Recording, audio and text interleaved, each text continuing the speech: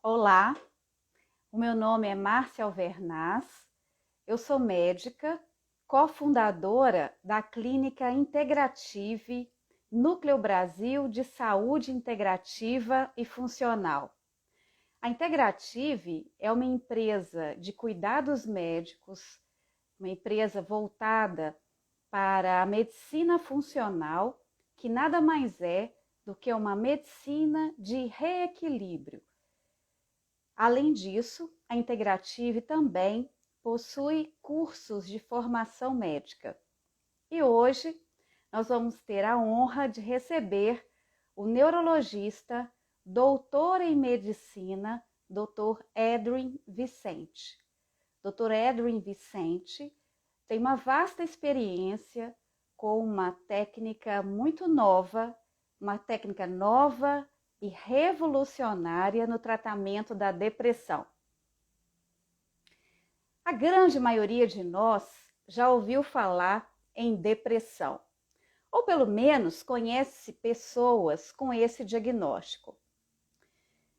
De forma bem simplificada, o que é a depressão? É bom a gente deixar bem claro que depressão não é tristeza. Muitas vezes a tristeza é confundida com depressão. A tristeza é um dos sintomas do paciente deprimido, mas ele não é o principal. Na verdade, o principal sintoma de um paciente deprimido é a falta de desejo da própria vida, da execução de tarefas que antes ele gostava muito. Ele perde o desejo, a vontade de exercer funções, tanto laborais quanto de lazer. Esse sintoma dura, em média, mais de 2 semanas. Também a depressão, ela cursa com sintomas físicos, emagrecimento, falta de energia, são os principais sintomas relatados. A depressão, ela tem um componente genético muito importante. A grande maioria dos pacientes deprimidos, eles têm históricos familiares de depressão. Mas a genética, ela não vai agir sozinha. Ela precisa normalmente de gatilhos ambientais e orgânicos. Por exemplo, desequilíbrios de vitaminas, minerais e hormônios podem desencadear um quadro de depressão.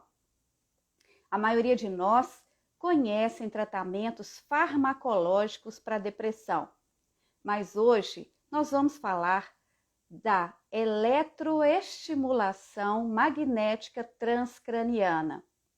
Dr. Edwin é nosso convidado e eu vou chamá-lo para a presença aqui conosco. Dr. Edwin, e já deve entrar nos próximos minutos. Olá, doutor. Muito boa noite. Muito obrigada por ter aceitado. Eu sei que o senhor é muito ocupado. Eu fico muito feliz de estar finalmente conhecendo o senhor pessoalmente. Muito prazer. Legal. Prazer. Eu que agradeço pelo convite.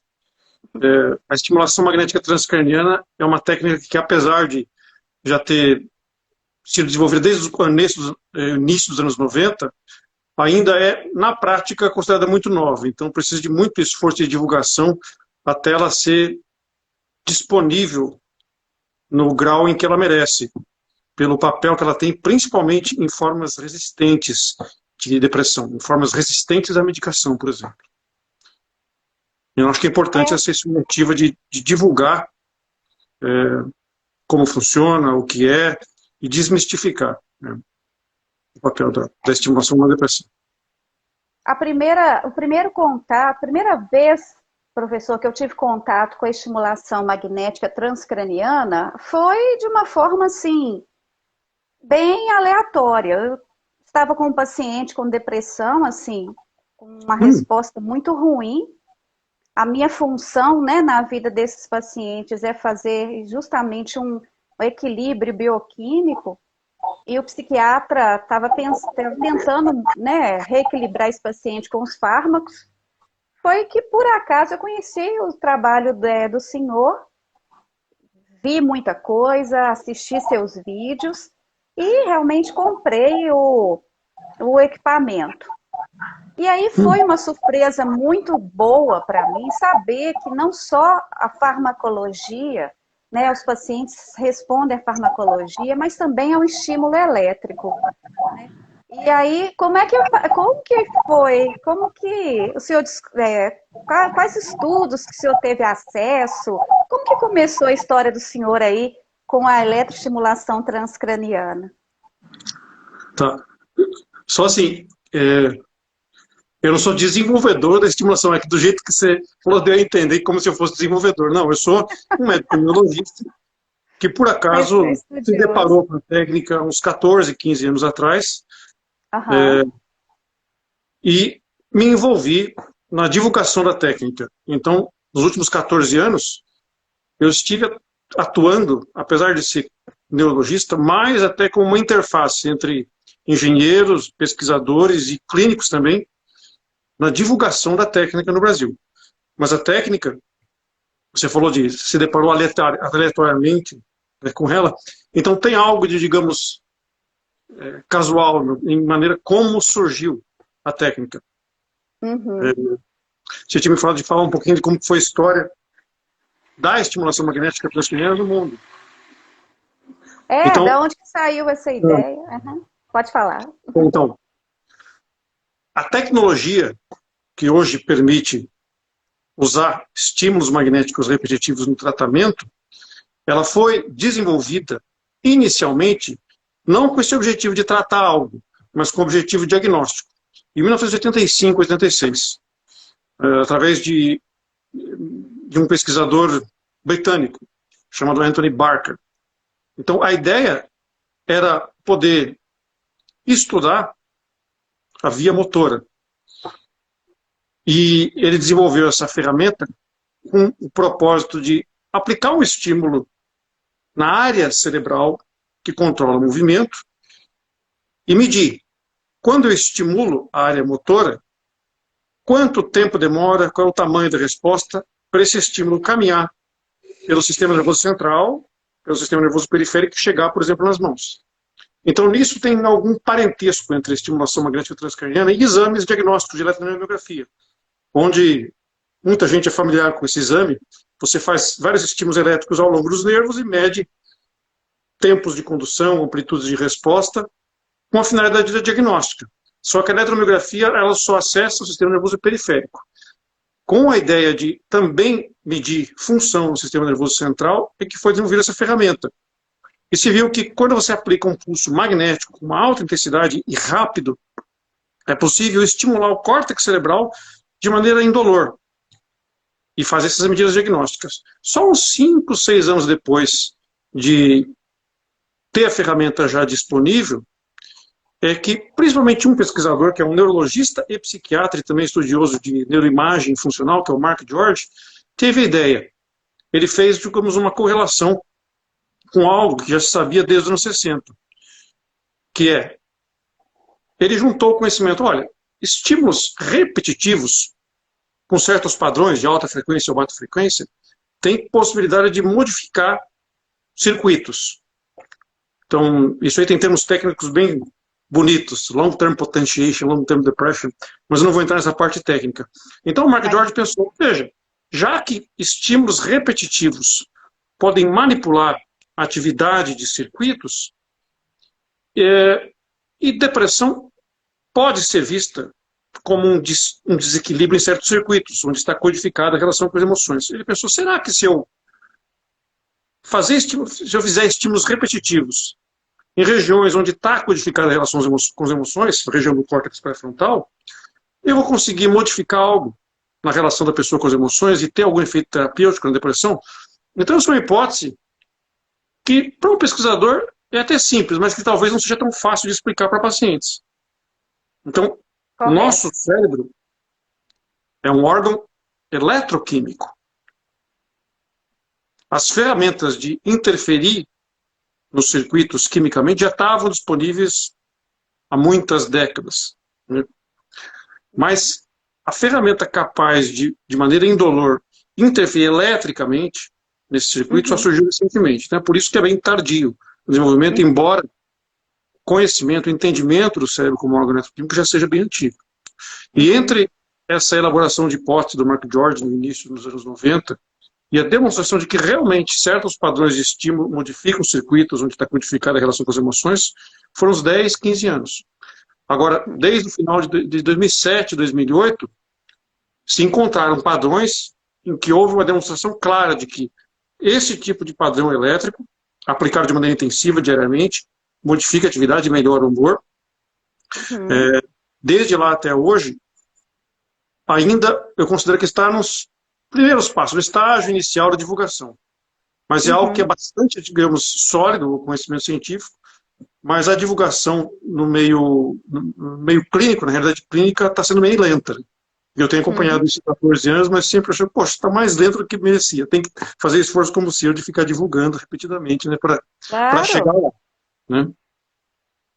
E eu só fiz isso, professor, só estou fazendo isso porque eu estou vendo os resultados dos meus pacientes, assim, não somente resultados clínicos, mas também resultados num eletroencefalograma, por exemplo. Então, o senhor me corrija se eu estiver errada. Até agora, o senhor falou que as ferramentas para consertar esse circuito eram como o fio de um computador, de um celular, né? Vamos supor que o cérebro seja um celular. Até agora, o que a gente tinha era algum entendimento dos circuitos periféricos, são talvez os nervos, né? Isso que o senhor quis falar, talvez. Mas hoje a eletroestimulação transcraniana, ela entende o cérebro como um HD elétrico também, e não só bioquímico, não é isso? E estudando esses estímulos corretos aí, desse HD, estímulos elétricos, a gente promove um realinhamento das ondas elétricas cerebrais, né? Uma das dificuldades de divulgar é a certa complexidade do cérebro, né? Então, por exemplo, a ideia de que depressão é um desequilíbrio químico, ela pegou na população. É comum você encontrar um paciente que está em busca de um tratamento, de algum medicamento, e entende que ele tem algum desequilíbrio químico na cabeça. É uma ideia que é fácil de entender e que é, digamos, uma esperança para o pessoal. Ah, meu Deus, é um desequilíbrio químico, é só corrigir esse desequilíbrio, vou ficar bom, né? Mas na Mas prática... ela está longe de ser verdade, tá? Então, o que acontece com medicações, por exemplo, medicação que popularizou o tratamento com medicamento antidepressivo, Prozac. Ele, no dia seguinte, quando você começa a tomar, ele já aumenta os níveis de um neurotransmissor de serotonina na sinapse, no ponto onde os neurônios se comunicam. Mas só depois de várias semanas e com esse aumento de serotonina na sinapse, é que acaba mudando o equilíbrio da comunicação entre duas áreas cerebrais. É só depois que esse aumento de serotonina modula a comunicação entre duas áreas que a pessoa começa a perceber a diferença. Opa, tem alguma coisa diferente no modo como as emoções estão aparecendo aqui na minha consciência, no modo como eu estou reagindo. E a partir daí que ela começa a sair daquele... Pode ser uma série de vício, né? De um certo hábito mental, de uma certa relação com pensamentos e sentimentos que configurava e deixava ela aprisionada na depressão. Então, medicamentos também tratam circuitos, tá? Então, é muito mais preciso dizer que depressão ela está escrita no nosso cérebro como um desequilíbrio em circuitos do que como um desequilíbrio químico, tá? Quando eu interfiro quimicamente, então o que são circuitos? Circuitos são, digamos, região cerebral 1 se conecta à região cerebral 2 com tal força, essa região tem um certo grau de atividade, essa região tem um certo grau de atividade, uma influencia de inibir ou excitar a outra, e esse padrão de comunicação e atividade, conectividade, é um padrão eletroquímico. Então, toda vez que uma mensagem vai de um neurônio ao outro, é uma mensagem que num segmento do axônio é elétrica e na junção entre um neurônio e outro, na sinapse, é química. Então eu posso influir nessa comunicação, interferir onde está escrito, por exemplo, a depressão, o que é que ela seja, de maneira química ou de maneira elétrica. Só que a influência de maneira elétrica não é tão simples como a química. Não é algo que você, por exemplo, toma um comprimido de estimulação magnética, engole em jejum e espera algumas semanas para acontecer o efeito. Você tem que vir diariamente para fazer essa ginástica cerebral, para fazer essa sessão repetitiva que vai condicionar, que vai modificar a atividade de uma região. E depois de distúrbio de depressão, depois de 10 sessões, geralmente a pessoa começa a perceber uma diferença. Mas para consolidar esse efeito, assim como você tem que ter persistência no ginástica até ficar condicionado, para consolidar esse efeito, tem que se fazer por umas 4 a 6 semanas. E depois desse período, a gente muda para uma manutenção em que aí a gente tem que tentar converter aquilo que a estimulação produziu de maneira artificial num certo tipo de aprendizado. E isso é algo que é muito intensivo, muito dispendioso. Por isso que a estimulação acaba não sendo a primeira opção, apesar de ser bem fisiológica e bastante eficaz. Porque é muito mais cômodo a pessoa tomar um medicamento só e esperar ver o que acontece. Né? Agora, em geral, depressão é uma condição heterogênea. Não dá para colocar tudo no mesmo pacote. O que configura a depressão, o que conduz a depressão em diferentes pacientes é diferente. Em geral, simplificando, o grupo de depressão, o espectro da depressão como um todo, 1/3 deles responde muito bem ao primeiro medicamento. 1/3. O segundo terço responde no segundo ou depois de várias tentativas ao longo de um prazo que às vezes é longo. Tipo, dá trabalho, mas pode chegar lá. Agora, tem 1/3 dos pacientes que não vai responder a medicamento nenhum. E quando que o psiquiatra decide que, opa, acho que eu não vou mais insistir no medicamento? Quando o paciente já tentou 2 medicamentos, a chance de um terceiro fica cada vez mais baixa. E a chance de ter efeitos colaterais fica cada vez maior. Perfeito. Então, tem um estudo bem conhecido dos psiquiatras, que é um estudo chamado STAR-D, de 2005 2006, que envolveu mais de 4.000 pacientes que que entraram num programa de várias etapas escalonadas, de várias diferentes combinações e diferentes naturezas de medicações diferentes. E esse estudo permitiu estimar a probabilidade de resposta. Então, quando, segundo os dados do STAR-D, a pessoa chega no terceiro nível, na terceira, digamos, medicação ou tentativa de combinação medicamentosa ou medicação com terapia comportamental, por exemplo, a chance de resposta é da ordem de 12% no curto prazo e 5% no longo prazo. Então começa a ficar muito baixo.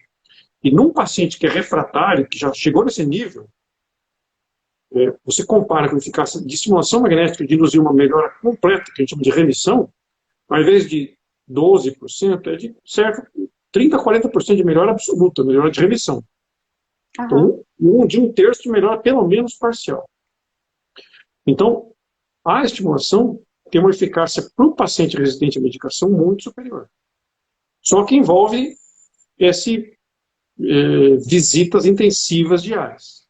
Parece até que é a combinação de um método biológico com essa atenção intensiva que produz essa resposta mesmo em pacientes resistentes. Né? Então não é para ser a primeira opção, a não ser que o paciente tenha essa disponibilidade, mas depois que falham 2 medicamentos, não se pode deixar de pensar nessa possibilidade, de fazer, de usar a estimulação, esse método intensivo de tratamento como opção. Então, para quem está nos assistindo, observem que a maioria dos tratamentos para depressão, eles são uma troca constante de medicamentos. Então, o que a gente observa na prática, eu como médica, o que eu observo na prática, eu vejo a dificuldade dos meus colegas psiquiatras também, a luta deles de tentar chegar, tanto os psiquiatras quanto os psicoterapeutas, a luta que eles têm, que vocês médicos que estão nos vendo e que vão nos ver têm, que na verdade o que pode estar acontecendo com seu paciente é uma falta de estímulo elétrico. Eu tirei os comentários, professor, por enquanto, só para, né, ficar melhor a transmissão, Desculpa, eu não sou nossa professor, tá? transmissão. Tipo, eu sou médico Depois, neurologista, mas eu não fiz carreira acadêmica, eu não sou um professor. Me chama de Edric, por favor. tá bom, Tá, tá bom, Edri, obrigada. tá.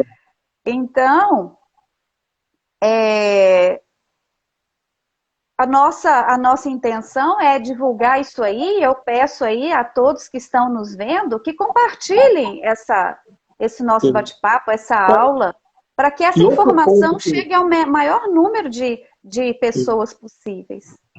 e outro ponto que merece atenção é a expectativa do paciente. Depois que o paciente tomou o medicamento e não conseguiu sair da crise, não teve melhora, ele toma o segundo medicamento já com uma certa desesperança, uma expectativa já um pouco mais reduzida, com um certo pessimismo. Quando chega no terceiro medicamento, esse aspecto da expectativa já está mais afetado ainda. E é difícil o psiquiatra lidar com isso. Então é preciso que não só dê o remédio e fala, vamos ver como é que você vai ficar. A parte do relacionamento com o psiquiatra, de conseguir engajar o paciente, de mostrar para ele certos caminhos cognitivos para ele sair dessa crise, né? É um desafio. E quando você oferece uma alternativa que quebra esse modelo de toma um remédio e volta daqui a um mês para ver o que acontece, isso ajuda o paciente a abrir os olhos a outras possibilidades. É algo de novo, você tira ele de um ambiente que de uma certa maneira alimentava aquele quadro e o transporta de alguma maneira. Então tem algo que favorece a resposta que é além do biológico. Esse cuidado intensivo, essa quebra de expectativa, ajuda também o paciente a sair da crise. Então isso é outro ponto em que a estimulação, o segredo da estimulação está um pouco nessa combinação do método biológico com essa mudança da expectativa, mudança do modelo de tratamento, com atenção intensiva. Você começa a vir todo dia numa clínica e se envolve também com quem aplica, sente, digamos, uma conexão. Isso, se você tiver otimizar isso, você vai ajudar a estimulação, ajudar o paciente também. Então, não é uma ferramenta que age de maneira isolada. Se ela for bem aproveitada, você consegue multiplicar a eficácia. Por exemplo, você imagina se a eficácia do medicamento... Digamos que a pessoa tem a primeira crise de depressão e vai no psiquiatra, e o psiquiatra dá um medicamento antidepressivo, só que ignora totalmente a pessoa, é grosso, é mal educado, dispensa na rapidão e volta depois de um mês. Provavelmente a eficácia do tratamento deve ser diferente se ela tem um atendimento com atenção, que tenta envolver a pessoa, que tenta avaliar a expectativa dela, que conversa. Então não é só o biológico, tem uma combinação do biológico e cognitivo que acaba produzindo melhores resultados. Então, é por isso que talvez, bom, se você dá para documentar, digamos, essa variação enorme de eficácia entre, às vezes, um mesmo medicamento em diferentes estudos. É porque tem mais do que só o biológico no tratamento de condições psiquiátricas. Por isso que a estimulação dá psicoterapia... uma oportunidade de você agir nessa esfera também.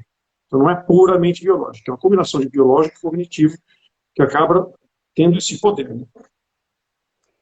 do agente médico como o médico como agente terapêutico na forma de conduzir esse paciente. E vejam bem que nós estamos falando de pacientes com experiências farmacológicas de 1 ano. E é clássico no paciente deprimido a incapacidade laboral. Então, junta-se a medicação, a frustração de não haver resultado, a baixa libido. Então, a vida sexual desse paciente também está muito ruim. A própria medicação, muitas vezes, atrapalha a vivência sexual desse paciente, por exemplo. À medida que o paciente passa por novas medicações, essa incidência de efeitos colaterais, olha, eu tenho que usar um medicamento mais potente, mas também com mais efeitos colaterais. Então, na segunda medicação, já se torna um problema maior isso. Uhum. Alteração de sonolência, alteração de apetite, alteração de desejo, né? Isso vai ficando alteração gastrointestinal, vai ficando cada vez mais frequente. Uhum. E a técnica é muito tranquila, gente. Assim, ela exige uma disciplina do profissional que está executando muito grande, a disciplina do médico em estudar e saber exatamente o ponto correto, né? A aplicação da estimulação magnética transcraniana, ela é muito específica para cada patologia. Hoje nós trouxemos o assunto depressão, mas eletroestimulação magnética, né, Edwin, ela está sendo aplicada, os estudos estão expandindo muito a doença de Parkinson, por exemplo, o vício em drogas, as doenças neurológicas em si, elas estão sendo muito estudadas, o tratamento com a estimulação magnética transcraniana. E nada mais é do que uma bobina, né? No nosso site a gente tem apresenta o equipamento, né, no site do Dr. Edwin, tá explicando direitinho, e é muito tranquilo, só que exige uma disciplina diária, né, tem protocolos longos, protocolos que duram aí 20 sessões, 30 minutos cada sessão. Mas o importante é a gente colocar para o colega médico que converse com o seu paciente a respeito da possibilidade de estar fazendo essa terapia. Às vezes, Edwin, a família está tão desgastada, isso é uma doença tão frequente, e hoje nós temos testes genéticos que vão mostrar muito precocemente a tendência desse paciente a desenvolver depressão. Como eu disse, a depressão tem um fator genético? Tem. Mas ela sozinha, ela não vai se manifestar. E para os médicos integrativos, assim como eu, que focam muito no estilo de vida, temos que ter a consciência que só mudar a alimentação, só sugerir uma atividade física para o paciente, não vai resolver o problema. Nós estamos aqui, nessa mesa redonda de 2, justamente para esclarecer. Em algumas situações, é extremamente necessário um realinhamento aí das ondas cerebrais. Já foi. Desculpa. Quando o quadro de depressão está intenso, o paciente se torna refratário a sugestões, a apoio, a psicoterapia até. Sim. Mas, e nessa condição, é fundamental ter uma ferramenta biológica, por exemplo, como a estimulação magnética transcraniana. Mas depois que ele começa a sentir melhor, ele começa a ter mais capacidade de se engajar, de começar a atividade física, por exemplo, de começar a ouvir o terapeuta, a se envolver em certas novas maneiras de ver a sua relação com as emoções. Então, em diferentes fases tem diferentes prioridades, né? Então é importante que o biológico seja combinado com o cognitivo, mas no tempo certo, né? Que as duas conversem, né? Então, quando, por exemplo, um psiquiatra é focado exclusivamente em dar medicamento, em psiquiatria biológica puramente, e tende a transferir tudo para o psicólogo, qualquer outra questão que você quer discutir na sua vida, você vai falar com o psicólogo. É como se, digamos, o biológico e o cognitivo não se conversam. E é fundamental que eles se conversem, né? É fundamental que nenhum tratamento seja resumido ao biológico. Isso certamente pode fazer diferença entre o sucesso e insucesso do tratamento, né? Então é importante eu acho que é uma visão que faz parte da medicina integrativa, de integrar diferentes ferramentas, de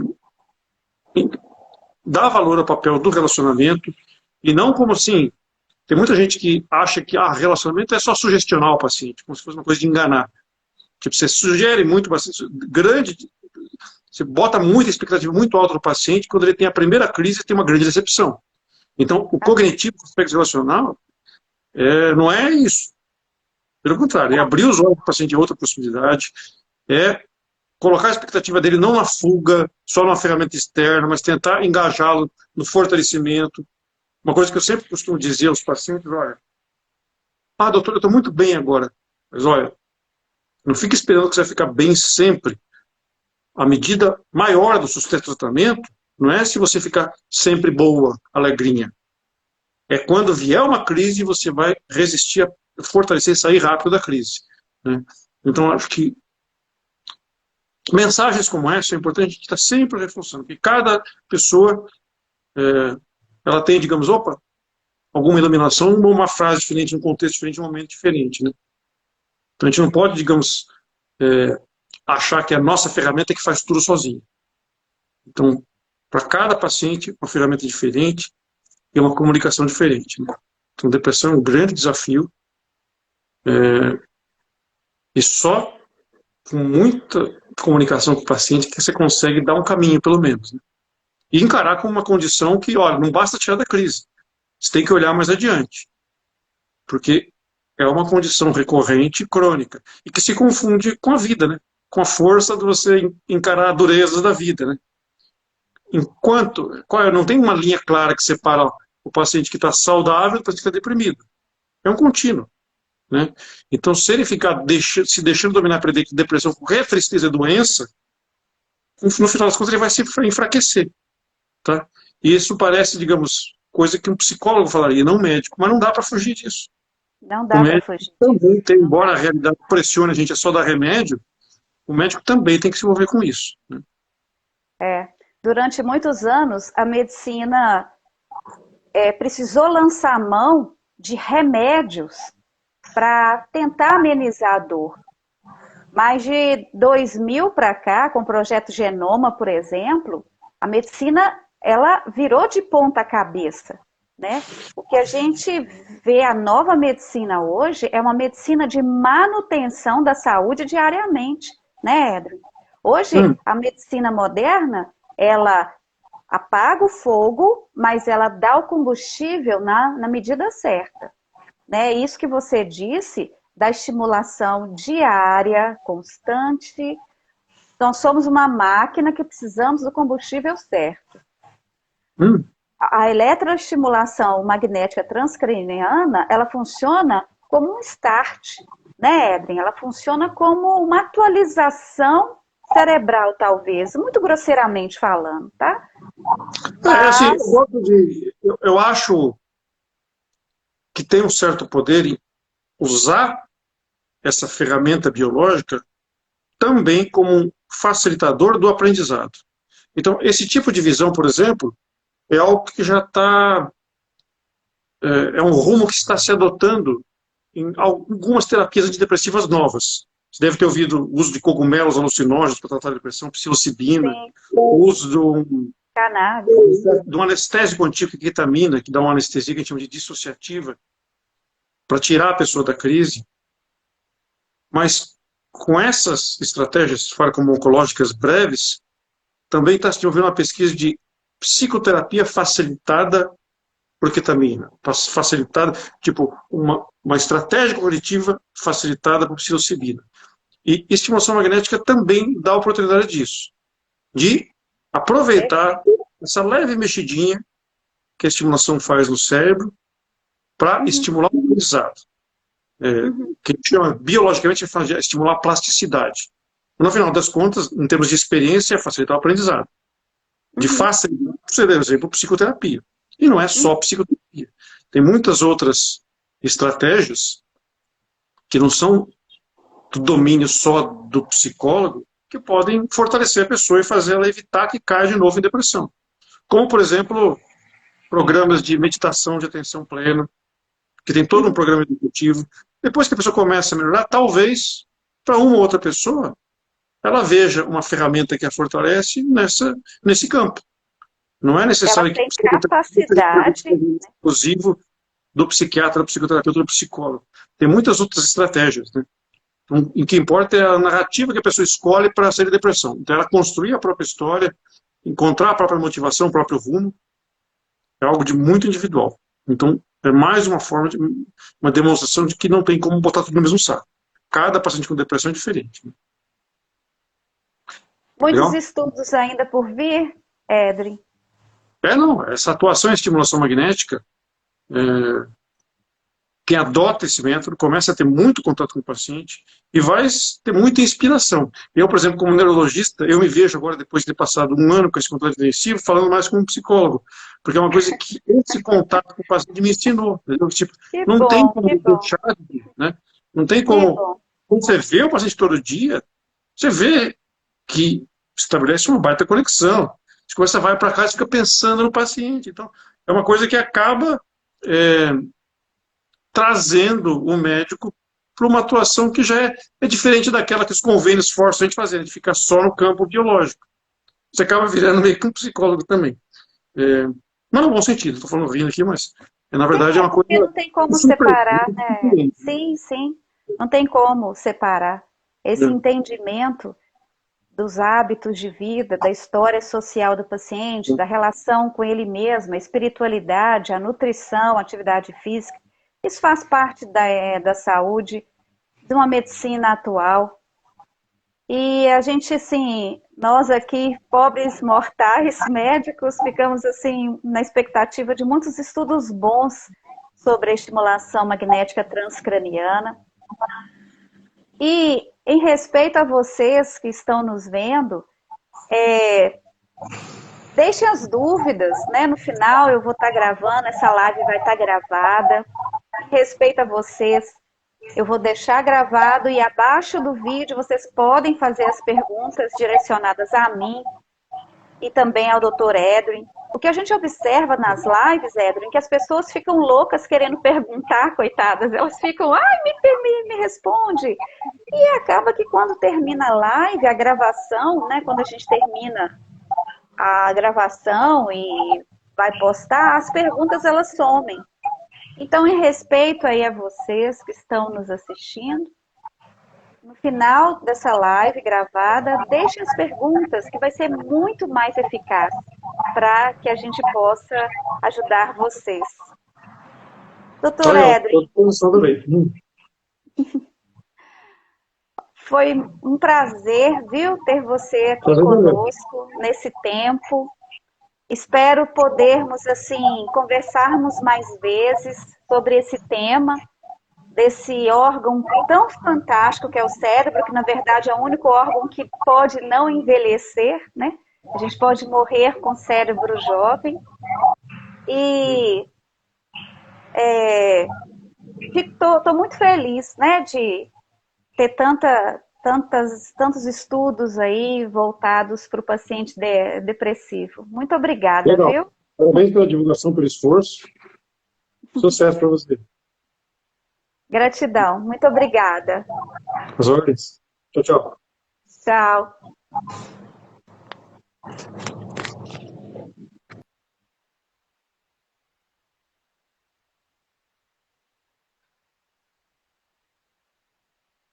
Nós estivemos com o Dr. Edwin Vicente e falamos sobre essa técnica fantástica de tratamento de depressão, a eletroestimulação magnética transcraniana.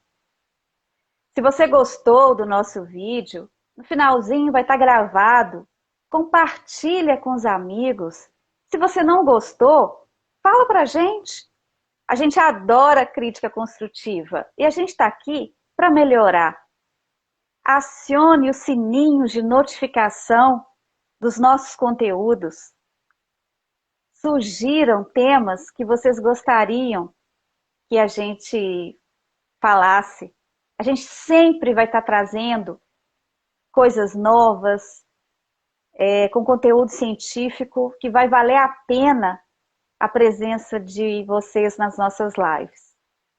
Um grande abraço e até o próximo vídeo. Tudo de bom!